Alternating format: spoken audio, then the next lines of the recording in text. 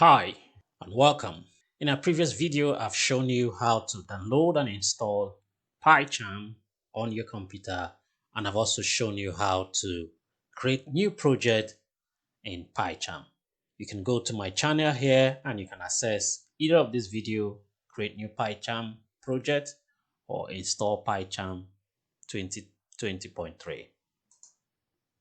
In today's video, I will walk you through the project tab, the learn tab, the to-do tab, the problems tab, the terminal, PyCharm terminal, and your Python console. Having an understanding of these various tabs would enhance your coding experience with PyCharm IDE. So let's quickly go to the first one, which is the project tab. First, on this project, you can click on this folder and the project icon, and the project folders would disappear. And then when you do this, you have more space to type in your script. So you can also click on it to open it up again.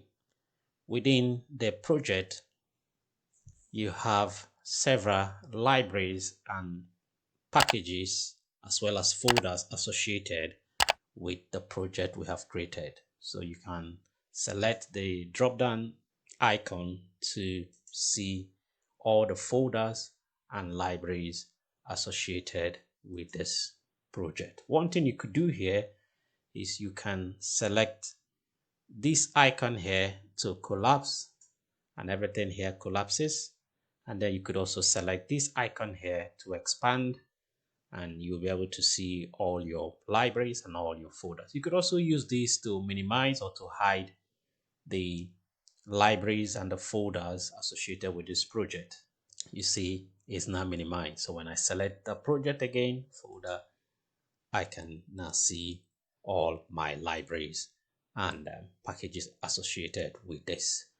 Another thing you could do here to create more space for you to type in your script is you could move your pointer to the edge of this tab, and you can hold on, click on it and drag, and then you get some more space to do your scripting in PyCharm. So let's collapse this now. Next is the Learn tab.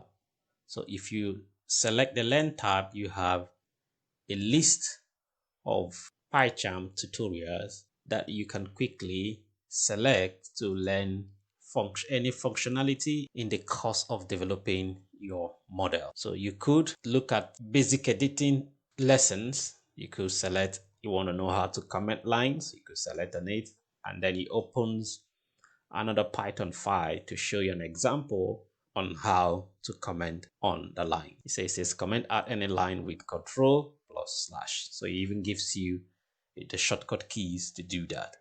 So this is a very important tab, especially for beginners. You could come here, select refactoring, and then there are lots of lessons you could learn on how to refactor your variables in PyCharm. So to move out from this environment, you select again the Learn tab, and then it takes you to this folder. We can quickly close this learning Python file, and then we have our original Python file. So I could again select on the project tab, and then I have my project here, and I can see everything that's listed of my project.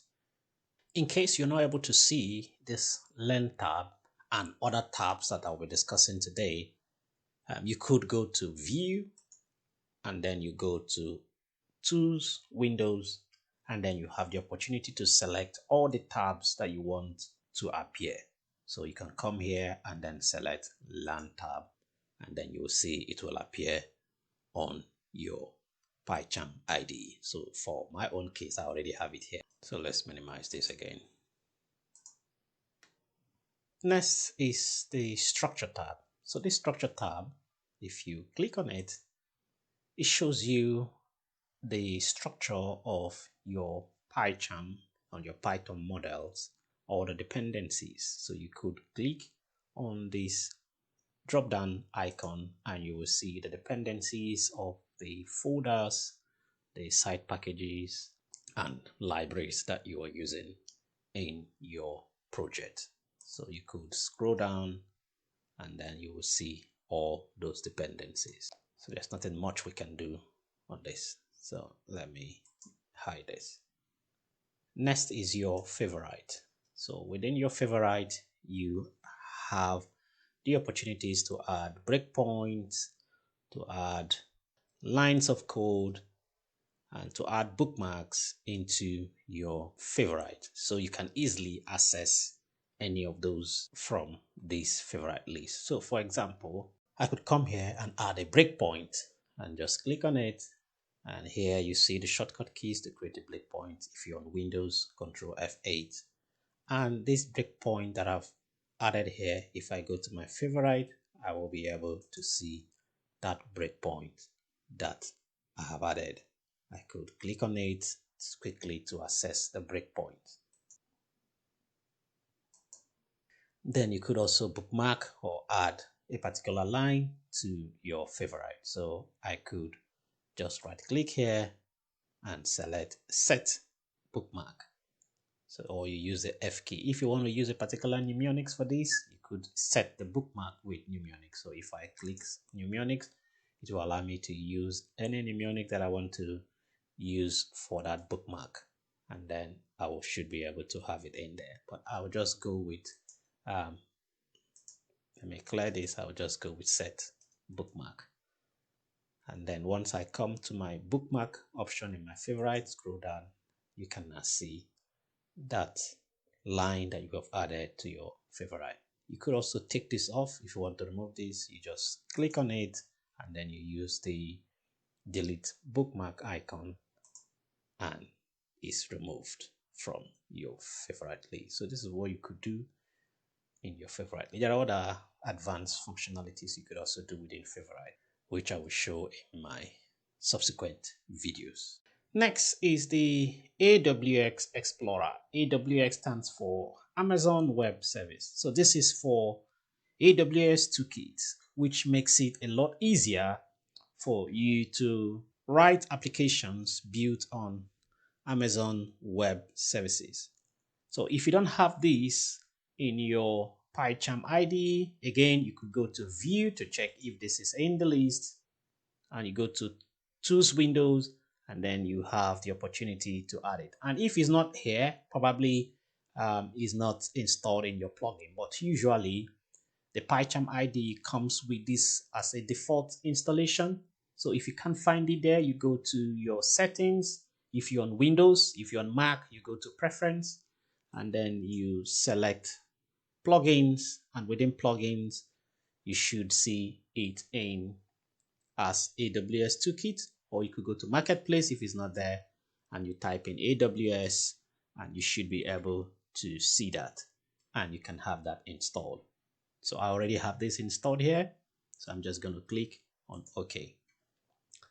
So when you click on this tab, it allows you to access your credentials. So for you to be able to use this, you should have Amazon account with the AWS, and that way you can be able to create applications built on Amazon Web Service. So I will just hide this, and then we go to the next one.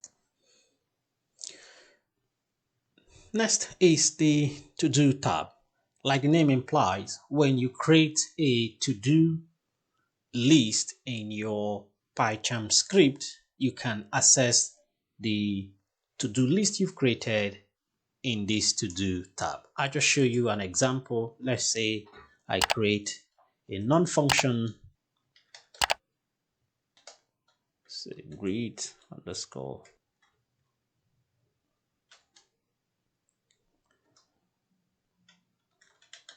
and this function I've created here, I want to use this in the future, but I'm not ready to do that now. So I could just create a to-do by typing to-do, and then I could say complete this function. And here I've created a to-do list. Whenever I come to my PyCharm, or whenever I come to open this project, I should be able to see this in my to-do list to know where I start from. You can imagine if you have huge lines of code and you are working on a huge project with to-do list, you could be able to pick up from wherever you stop. So I can come here on my to-do, and then it says here I have one to-do item in the file. So when you click on it on this drop-down menu, you should be able to see where the to-do is. So it says it's on line 5, column 2. So if you double click on it, it moves your pointer straight to the to-do that you have selected. Next is our problem tab. So if you observe here, if I go to problems tab, so I have a list of PEP problems from my script. So by the way, PEP stands for Python Enhancement Protocol. So what this does is it allows us to write our programs and use the syntax rightly in a readable manner. So it's now prompting me on areas where I have the list of errors. So like in the first one, it says on line 4, column 4, I have white space before this. So I can go here and click. And if you also go here, you see it's showing me a list of warnings. It doesn't mean that the program wouldn't execute. It will execute, but it's just a warning. So I could tidy up this and to have more readable script.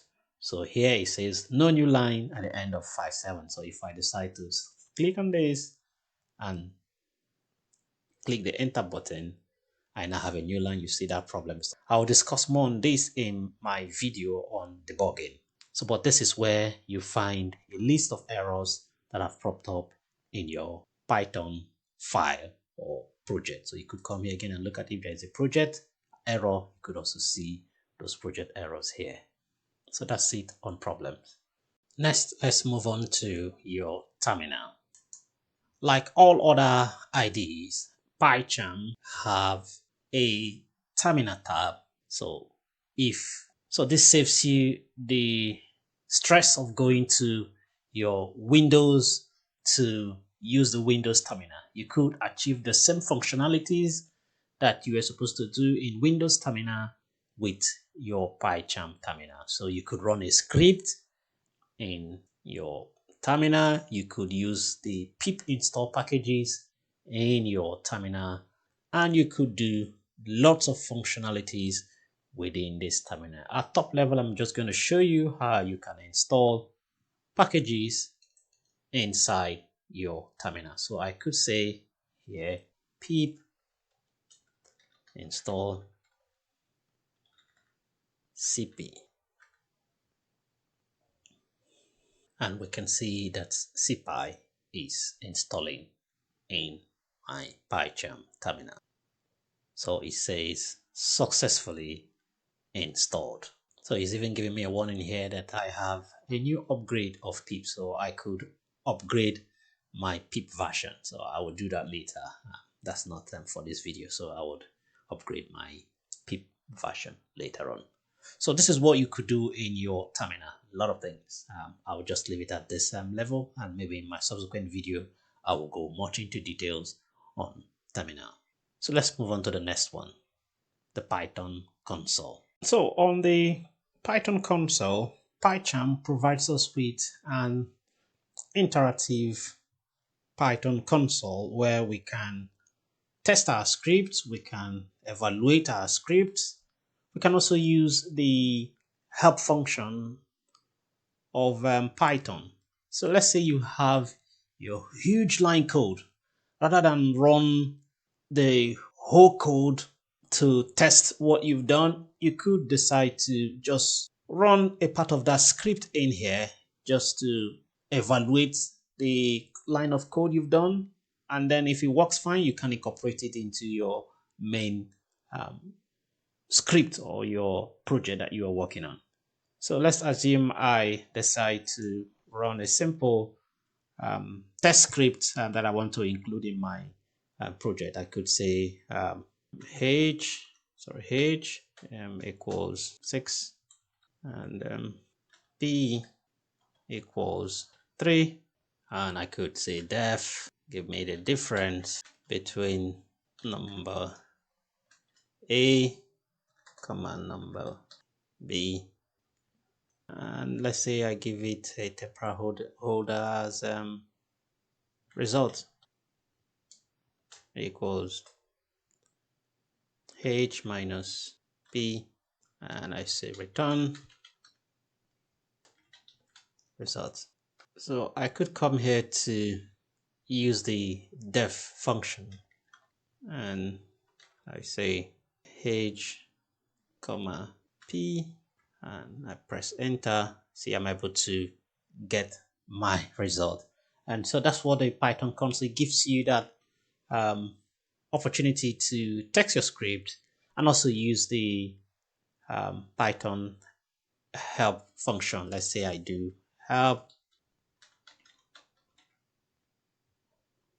So it tells me all what print is all about and all that. So we could use it to do lots of things in your PyCharm Python console. Another thing you could do here is you could also add several consoles. So depending on what you want to do, you could add more consoles, and each console is different from the other console. It's not going to hold the same values you put in there in the other console that you've already opened. So let's say I say here H equals 8, and I say print H. You say H here is 8, so it didn't give me the value of the H I have here, which is 6. So it just works according to the current environment you're working on or the current script that you want to test, and it gives you that result, and you hold that temporal value. And that's it for the Python console. Let's go to the next one. Yeah, over here you have your R jobs and R console. This is out of the scope of this tutorial because R is another different language. Our focus is on Python. So I just walk you through this one. Here you have PEP, and over here you have a list of all the tabs that we already have here. So you could use this to hide these tabs by clicking on it, and then it hides all the tabs. Even if we minimize this, let's say we minimize this, now you have all the tabs hidden. So if you want to show them again, you click on it, and then it shows all the tab again for you to use. And then over here you have your Python interpreter. You can also change your Python interpreter here, and then it gives you an opportunity to select any interpreter that you want to use. Let's say you have interpreters you've used in your previous project. You could select any of those interpreters, or you could also work on the settings of your interpreter, or you can also add another interpreter by selecting the add interpreter, and then icon like this comes back again for you to make that selection. So I think we are okay with the interpreter we have here. So I will just close this. And then finally, what you could do within this tab is you can also move this tab to any side of this window that you want. Let's say I can move structure. I want it here, so I can place it there. And same thing, I can move favorite. I want it here. I can place it there. And this way you could restructure how these tabs looks. And that's it for today's video. To wrap this up, I've shown you the project tab, the learn tab, the AWS, your structure tab, your favorite tab, the to-do tab, the problems tab, the terminal tab, the Python console tab, and a bit of the functionalities that you have here. So you can have a go. In my next video, I'm going to show you how to modify your settings in PyCharm and how to use these tabs that you have here and shortcut keys. For every good programmer, you need to know the shortcut keys that will enable you become more efficient in your coding. So see you in the next one. Please hit the like button and subscribe.